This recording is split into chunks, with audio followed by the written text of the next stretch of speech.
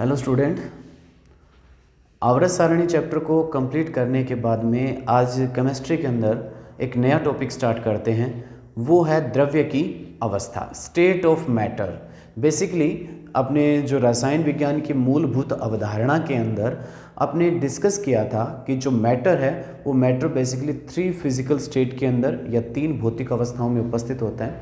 वो भौतिक अवस्थाएं थी द्रव, ठोस, द्रव और गैस। तो 3, इसके अलावा प्लाज्मा अवस्था और बोस आइंस्टाइन अवस्था भी होती है, लेकिन उनका अपने अध्ययन नहीं किया जाता है। तो 3 ही अवस्थाएं जो सामान्य ताप पर और दाब पर देखने को मिलती है, वो अवस्थाएं सामान्य परिस्थितियों में अपने को देखने को नहीं मिलती है।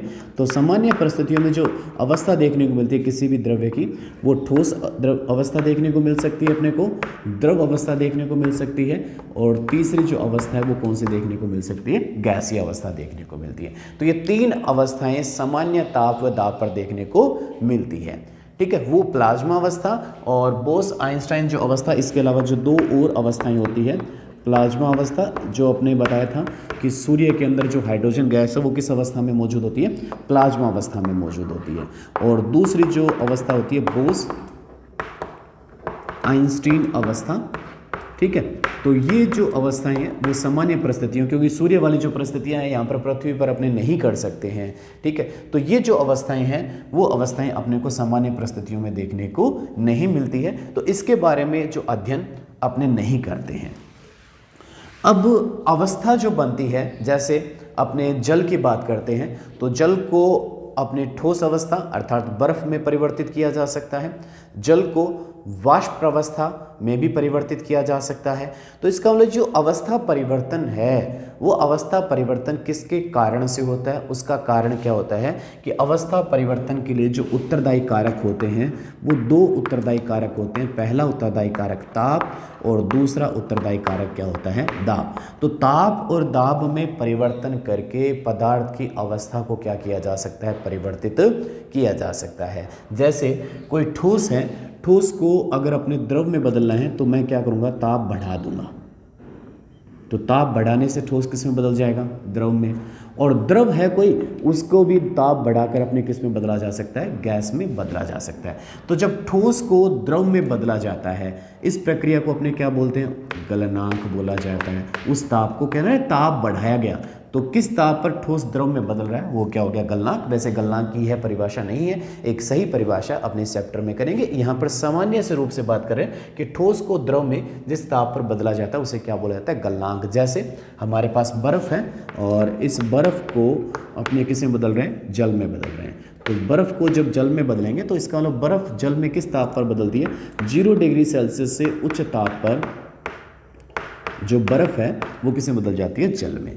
अब द्रव, जल जो है द्रव को और गर्म किया तो किस में बदल गया, गैस में। मतलब यहाँ पर जैसे बात की अपने जल वाष्प की मैं बात कर रहा हूँ। ठीक है, तो यहाँ पर इसको जब बदला जाता है तो इसको क्या बोला जाता है, अपने क्वथनांक बोला जाएगा। इस प्रक्रिया को क्या नाम दिया जाएगा, क्वथनांक बोला जाता है। तो जल जो है वो जल वाष्प में कितने ताप पर बदलता है, अपने कहते हैं कि 100 डिग्री सेल्सियस ताप पर जो जल है वो किस में बदल जाता है, जल वाष्प में परिवर्तित हो जाता है। अर्थात तापमान को बढ़ाकर अपने पदार्थ को एक अवस्था से दूसरी अवस्था में क्या किया जा सकता है, परिवर्तित किया जा सकता है। तो ठोस को द्रव में बदलने की प्रक्रिया को क्या बोला जाता है, गलन बोला जाता है। इस प्रक्रिया को क्या बोला जाता है, गलन।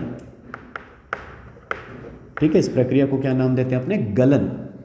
ठीक है, और द्रव का गैस में बदलना क्या कहलाता है, वाष्पन कहलाता है। इस प्रक्रिया को क्या नाम दिया जाता है, वाष्पन नाम दिया जाता है।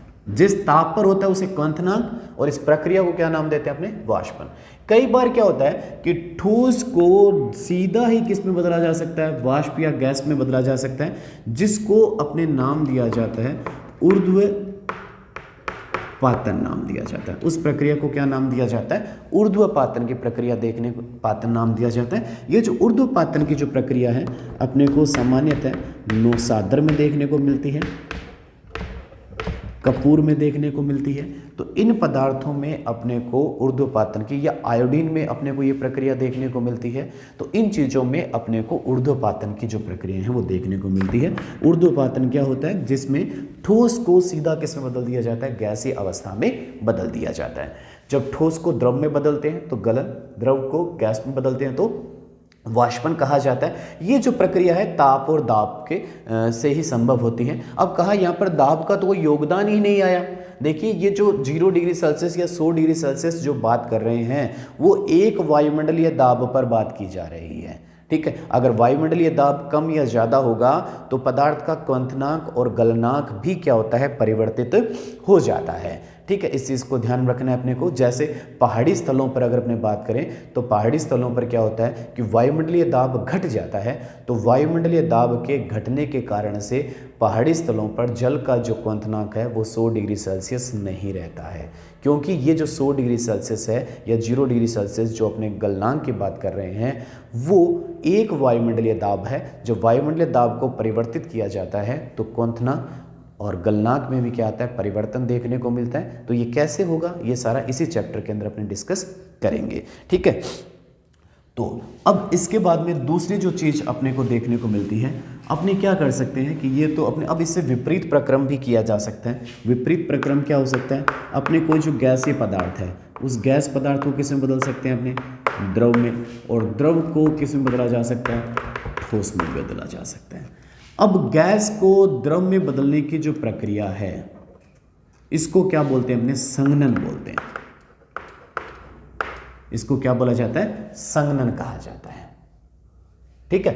और द्रव को ठोस में बदलना भी एक तरह से संघनन ही है, ठीक है। तो यहां पर भी इसको क्या किया जा रहा है, संघनित किया जा रहा है। तो संघनन इसको कह सकते हैं कि जब द्रव को ठोस में बदला जाता है, या इसको हिमांकित भी कह सकते हैं, हिमांक, ठीक है।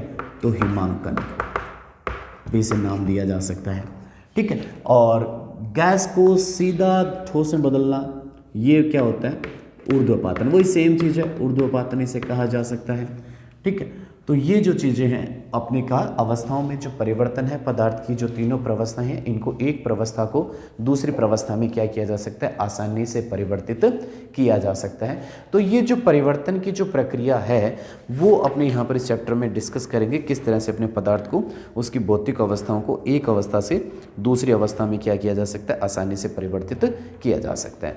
अब यहाँ पर बात करते हैं कि पदार्थ की जो भौतिक अवस्था है वो किस चीज़ पर निर्भर करती है। जैसे आपने देखें कि जो हाइड्रोजन है वो हाइड्रोजन तो सामान्य ताप व दाब पर किस अवस्था में होता है, गैसीय अवस्था में होता है। हाइड्रोजन अपने को गैसीय अवस्था में मिलता है, ऑक्सीजन की भी गैसीय अवस्था होती है। लेकिन जल है वो सामान्य ताप व दाब पर किस अवस्था में पाया जाता है, द्रव अवस्था में पाया जाता है। या अपने बात करें जैसे नमक है NaCl, वो सामान्य ताप व दाब पर किस अवस्था में पाया जाता है, ठोस अवस्था में पाया जाता है। तो ये जो पदार्थ है, जैसे आज जो तापमान है वो अपने करेंगे 20 डिग्री सेल्सियस और एक वायुमंडलीय दाब है। इस 20 डिग्री सेल्सियस और एक वायुमंडलीय दाब के ऊपर जो H2O है उसकी अवस्था द्रव देखने को मिलती है, ठीक है। NaCl की अवस्था ठोस देखने को मिलती है और हाइड्रोजन की जो अवस्था है वो गैसीय देखने को मिलती है। तो एक ही ताप पर जो ये विभिन्न प्रकार के जो पदार्थ हैं वो विभिन्न प्रकार के पदार्थ विभिन्न प्रकार की अवस्थाओं में क्यों पाए जाते हैं, इन विभिन्न अवस्थाओं के होने का कारण क्या है, उसके पीछे क्या क्या रीज़न है, उस रीज़न की बात करें कि यहाँ पर एक ही ताप दाब पर विभिन्न प्रकार के पदार्थ विभिन्न अवस्थाओं में क्यों पाए जाते हैं। तो इनकी अवस्थाओं के पीछे का जो कारण है, वो अवस्थाओं के पीछे का जो कारण है उसे अपने कहा जाता है अंतरा आणविक बल। इसे क्या कहा जाता है, उस अवस्थाओं के अलग अलग अवस्थाओं में पाए जाने का कारण क्या होता है, अंतरा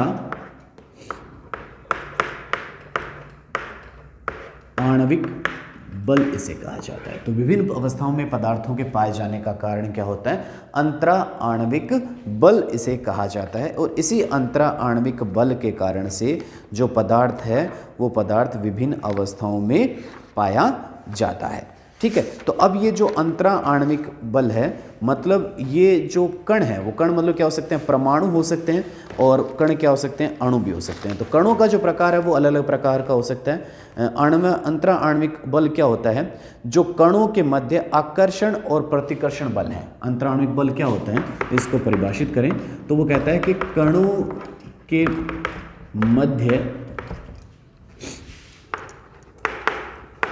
आकर्षण व प्रतिकर्षण बल की अन्योन्य क्रिया को क्या कहा जाता है? अंतरा आणविक बल कहा जाता है। ठीक है, तो आकर्षण और प्रतिकर्षण बल के बीच की जो क्रिया है उसे क्या कहा जाता है? अंतरा आणविक आकर्षण बल कहा जाता है। अर्थात दो विपरीत आवेशित आयनों के मध्य विद्युत बल से या उस बल से जो अणुओं को थामे रखता है या नहीं रखता है उसे क्या कहा जाता है? अंतरा आणविक बल कहा जाता है। और इस अंतरा आणविक बल का जो नाम है वो नाम होता है वान डर वाल्स बल। क्या नाम दिया जाता है इसे? वान डर वाल्स बल। ठीक है, तो एक नए टाइप के फोर्स के बारे में अपने यहाँ पर पढ़ेंगे, वान डर वाल बल। ठीक है, या वान डर वाल फोर्स। अभी तक आपने पढ़ा था, वो पढ़ा था अपने आयनिक बंध के बारे में आप पढ़ चुके हैं, सहसूचक बंध के बारे में या उप सहसूचक बंध के बारे में आपने थोड़ा बहुत डिस्कस किया हुआ है, या हमारा 11th का एक चैप्टर है वहाँ पर अपने रासायनिक बंध और आणविक संरचना जो चैप्टर है उसके अंदर अपने डिटेल से स्टडी करते हैं। आणविक बंध, आयनिक बंध कैसे बनते हैं, सहसूचक बंध कैसे बनते हैं, या उप सहसूचक बंध किस तरह से बनते हैं। तो वो तो अपने पास बल थे, लेकिन आज जो पदार्थ की अवस्था के लिए जो उत्तरदायी कारक है, वो पदार्थ की अवस्था के लिए जो उत्तरदायी कारक है वो कौन सा होता है? अंतरा आणविक बल, या जिसको आज अपने जो किस नाम से जाना जाता है? वान डर वाल बल्स के नाम से जाना जाता है। तो वान डर वाल बल ही क्या करता है? पदार्थ की अवस्थाओं को क्या करता है? निर्धारित करता है कि जो एक ही ताप व दाब पर जो वान डर वाल बल है वो, या जो पदार्थ की जो अवस्था है वो भिन्न भिन्न प्रकार की हो सकती है। ठीक है, तो अब वान डर वाल बल कितने प्रकार के होते हैं, उन वान डर वाल बलों के बारे में अपने पढ़ते हैं। तो यहाँ पर ध्यान रखना है कि वान डर वाल बल सभी, जैसे अपने आयन तथा एक द्विध्रुवी के बीच में जो आकर्षण बल होता है, जिसे आयन द्विध्रुव आकर्षण बल कहा जाता है।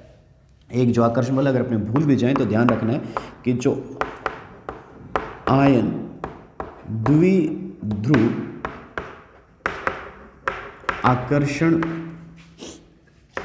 बल को अपने वान डर वाल्स बल नहीं कहते हैं। ठीक है, तो ये चीज ध्यान रखनी है कि अगर आयन द्विध्रुव आकर्षण बल है, ठीक है, आयन डाइपोल अट्रैक्शन अगर है तो उसे अपने वान डर वाल बल नहीं कहा जाता है। ठीक है, ये ध्यान रखना है। तो अगर कई बार अपने को ऑब्जेक्टिव टाइप के क्वेश्चन में आ जाता है कि निम्न में से वान डर वाल बल नहीं है, तो जैसे आयनिक बल या सहसूचक बल तो है ही नहीं, इसके अलावा अपने पास अगर आयन द्विध्रुव आकर्षण बल के बारे में अगर कहता है तो वो भी वान डर वाल बल की कैटेगरी में नहीं आता है। ठीक है, तो इसके बारे में अपने को ध्यान रखना है। अंतराणविक आकर्षण बल क्या है? कणु, कण का मतलब यहाँ पर अणु हो सकता है, या कण का मतलब परमाणु हो सकता है। तो अणु या परमाणु के बीच में आकर्षण और प्रतिकर्षण बल की जो अन्योन्य क्रिया है इसे क्या कहा जाता है? अंतरा आणविक आकर्षण बल कहा जाता है। और इसे आज के समय में अपने क्या कहा जाता है? वान डर वाल बल कहा जाता है।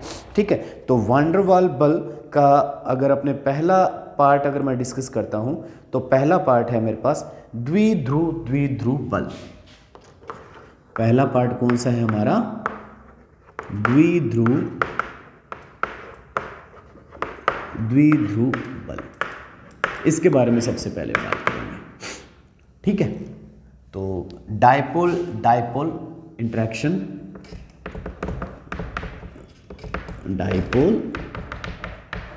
Dipole interaction force.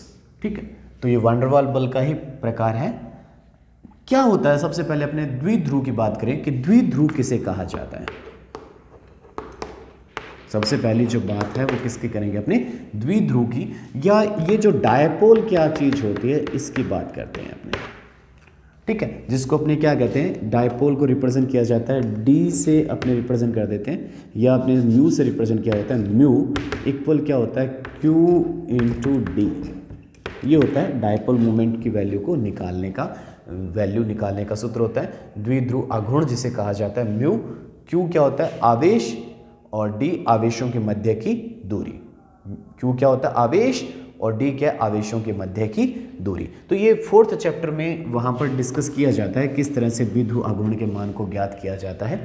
रासायनिक बंधन और आणविक संरचना के अंदर इसको डिटेल में स्टडी किया जाता है। यहाँ पर एक सिंपल सा अपने एक पॉइंट बना लेते हैं कि द्विध्रुव का मतलब क्या होता है, कि जो सहसंयोजक बंध जो बन रहा है, ठीक है, सहसंयोजक जो बंध बन रहा है वो समान विद्युत ऋणी तत्वों के मध्य बन रहा है या असमान विद्युत ऋणी तत्वों के मध्य बन रहा है। तो सहसंयोजक बंध देखो दो प्रकार का हो सकता है, जैसे एक तो हाइड्रोजन और एक क्या ले लिया मैंने, HCl। तो देखो यहाँ पर जो सहसंयोजक बंध है वो हाइड्रोजन के बीच में बन रहा है, ठीक है, और यहाँ पर सहसंयोजक बंध हाइड्रोजन और Cl के बीच में बन रहा है। तो यहाँ पर सहसंयोजक बंध दो हाइड्रोजन परमाणुओं के बीच में बन रहा है और यहाँ पर सहसंयोजक बंध एक हाइड्रोजन परमाणु और एक क्लोरीन परमाणु के बीच में बन रहा है। तो दो हाइड्रोजन परमाणुओं के बीच में जब सहसंयोजक बंध जब बनेगा तो ये दोनों हाइड्रोजन परमाणु क्या है, समान विद्युत ऋणी तत्व है, दोनों की विद्युत ऋणता का मान क्या है, समान है। जबकि HCl की अगर अपने बात करें तो HCl में क्या हो रहा है, एक परमाणु हाइड्रोजन है और दूसरा परमाणु कौन है, क्लोरीन, अर्थात असमान विद्युत ऋणी तत्व है। असमान विद्युत ऋणी तत्वों के मध्य यहाँ पर सहसंयोजक बंध देखने को मिल रहा है। तो जब समान विद्युत ऋणी तत्वों के बीच में बन रहा है, जो सांझित इलेक्ट्रॉन युग्म है, जो इलेक्ट्रॉनों का साझा हुआ है वो दोनों के बीच में ही रहेगा, क्योंकि न तो ये वाला हाइड्रोजन इसको आकर्षित करेगा, दोनों का आकर्षण बल क्या रहेगा, समान रहेगा। तो समान रहने के कारण से जो सांझित इलेक्ट्रॉन युग्म है वो दोनों के क्या रहता है, बीच में रहता है। लेकिन यहाँ पर क्या होगा कि हाइड्रोजन से क्लोरीन की विद्युत ऋणता ज़्यादा है, अपने को पता है। तो हाइड्रोजन से क्लोरीन की विद्युत ऋणता ज़्यादा होने की वजह से जो इस सहसंयोजक बंध के जो इलेक्ट्रॉन है, विद्युत ऋणता क्या होती है, सहसंयोजक बंध के इलेक्ट्रॉन को अपनी तरफ आकर्षित करने की क्षमता, ये अपने इससे पहले चैप्टर में पढ़ कर आए हैं। तो ये जो सहसंयोजक बंध के जो इलेक्ट्रॉन है वो कौन खींच लेगा, Cl अपनी तरफ खींच लेगा, अर्थात इन सहसंयोजक बंध के जो इलेक्ट्रॉनों का जो घनत्व है, इलेक्ट्रॉन जो घनत्व है वो क्लोरीन पर बढ़ जाएगा, जिस वजह से क्लोरीन पर इलेक्ट्रॉन घनत्व अधिक होने की वजह से क्लोरीन पर जो आंशिक रूप से ऋणावेश देखने को मिलेगा और हाइड्रोजन पर आंशिक रूप से धनावेश। संपूर्ण आवेश तो कब देखने को मिलता है, जब इस इलेक्ट्रॉन का संपूर्ण स्थापन किस पर हो जाता, क्लोरीन पर हो जाता।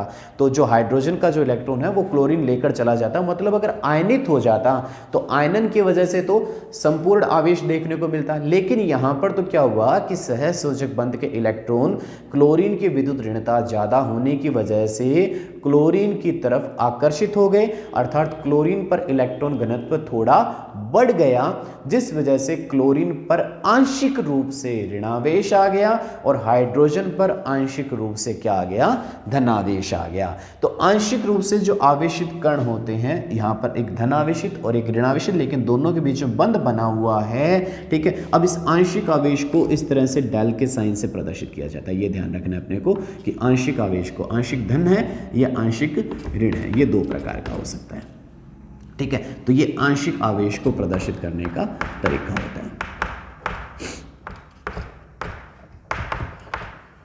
तो इस तरह से यहाँ पर दो ध्रुव बन गए, एक धन ध्रुव बन गया और एक क्या बन गया, ऋण ध्रुव बन गया। इसी तरह से दो ध्रुव बनने हुए अणु को क्या कहा जाता है, द्विध्रुव अणु कहा जाता है। इस अणु को क्या नाम दिया जाता है, द्विध्रुव अणु। जबकि यहाँ पर ध्रुव नहीं बन रहे, इसलिए कैसा अणु है, अध्रुवीय अणु है। ये कैसा अणु है, अध्रुवीय अणु है। तो द्विध्रुव अणु, दो ध्रुवों का निर्माण हो जाता है। तो अब यहाँ पर दो ध्रुवीय अणुओं के बीच में जो आकर्षण लगेगा उसी आकर्षण को क्या कहा जाता है, द्विध्रुव आकर्षण कहा जाता है, ठीक है। तो दो ध्रुवीय के बीच में जो आकर्षण बल लगेगा उसे क्या कहा जाएगा, द्विध्रुव आकर्षण बल, यहाँ पर नाम देंगे, ठीक है। अब इस ध्रुवणता को जो प्रदर्शित किया जाता है, देखिए यहाँ पर आपने कहा था H और Cl के बीच में था, तो ये जो इलेक्ट्रॉन घनत्व किस पर चला जाता है, Cl पर। इसको शो कैसे किया जाता है, डेल्टा का साइन, तो ये डेल्टा के साइन से इसको प्रदर्शित कर दिया। अब कहता है कि जो अधिक विद्युत ऋण है, जो इलेक्ट्रॉन को खींच कर लेकर जाता है, इस तरह से इसके ऊपर एरो लगा देते हैं। इस तरह से इस मॉलिक्यूल को शो करना है ना, तो मॉलिक्यूल को शो कैसे किया जाएगा, जैसे HCl मॉलिक्यूल है, इस तरह से अगर प्रदर्शित किया गया तो इस पर एरो लगा देंगे और इसको कट कर देंगे। तो इसका मतलब क्या होगा, ये जो एरो का चिन्ह होगा वो किस तरफ होता है, अधिक विद्युत ऋणी तत्व की तरफ इसका चिन्ह होता है। तो देखो दो हाइड्रोजन, जैसे ये हाइड्रोजन और Cl का एक ध्रुवीय अणु हो गया, इस पर आंशिक धनावेश और इस पर आंशिक ऋणावेश। इसी तरह से अगर कोई दूसरा ध्रुवीय अणु HCl का इसके संपर्क में आएगा, जैसे ये एक दूसरा ध्रुवीय अणु हो गया, आंशिक ऋणावेश और आंशिक धनावेश, तो ये जो विपरीत आंशिक आवेश है, तो उन विपरीत आंशिक आवेशों के बीच में क्या उत्पन्न होगा, एक आकर्षण बल उत्पन्न होगा। तो विपरीत आंशिक आवेशित कणों के बीच में जो आकर्षण बल उत्पन्न हो रहा है, इसी आकर्षण बल को क्या नाम दिया जा रहा है, द्विध्रुव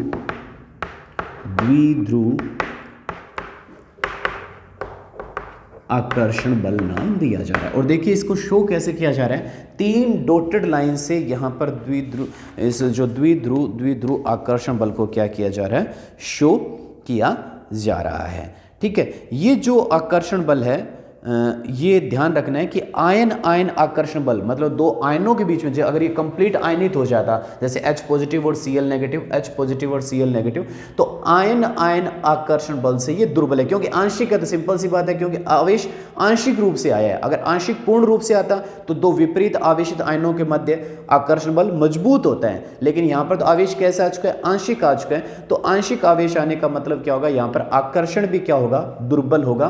तो यहाँ पर कहा जाता है कि आयन आयन आकर्षण की तुलना में जो द्विध्रुव आकर्षण बल होता है, वो आकर्षण बल क्या होता है, कमजोर प्रकार का आकर्षण बल होता है। और द्विध्रुवों के बीच की दूरी बढ़ने से क्या होता है, ये आकर्षण बल घटता है, कि जितनी ज्यादा यहाँ दो द्विध्रुवों के बीच की दूरी ज्यादा होगी, ये जो द्विध्रुव आकर्षण बल होगा वो क्या होगा, घटेगा। सिंपल सी बात है कि दूरी बढ़ेगी तो आयनों के मध्य की जो आकर्षण बल है, वो आकर्षण बल क्या हो जाएगा, घट जाएगा। ठीक है, तो ये जो अपने पास द्विध्रुव आकर्षण बल का प्रकार हो गया, जिससे अपने कह सकते हैं कि दो ध्रुवीय अणुओं के बीच में जो आकर्षण बल लगता है, वो ध्रुवीय अणुओं के बीच का जो आकर्षण बल कौन सा होता है, द्विध्रुव आकर्षण बल।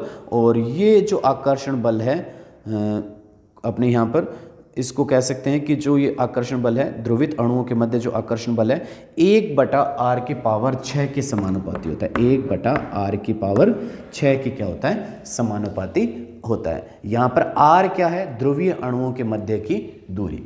r क्या होगी, जो ये ध्रुवीय अणु है, ध्रुवीय अणुओं के मध्य की दूरी को क्या कहा जाता है, r कहा जाता है। तो किसके समानुपाती होता है, 1/r की पावर 6 के समानुपाती ये होता है। ठीक है, तो ये पहले प्रकार के आकर्षण बल को अपने डिस्कस किया। बाकी जो आकर्षण बल है, जो अन्य आकर्षण बल हैं, उन अन्य आकर्षण बलों को अपने नेक्स्ट वीडियो के अंदर डिस्कस करेंगे। Thank you.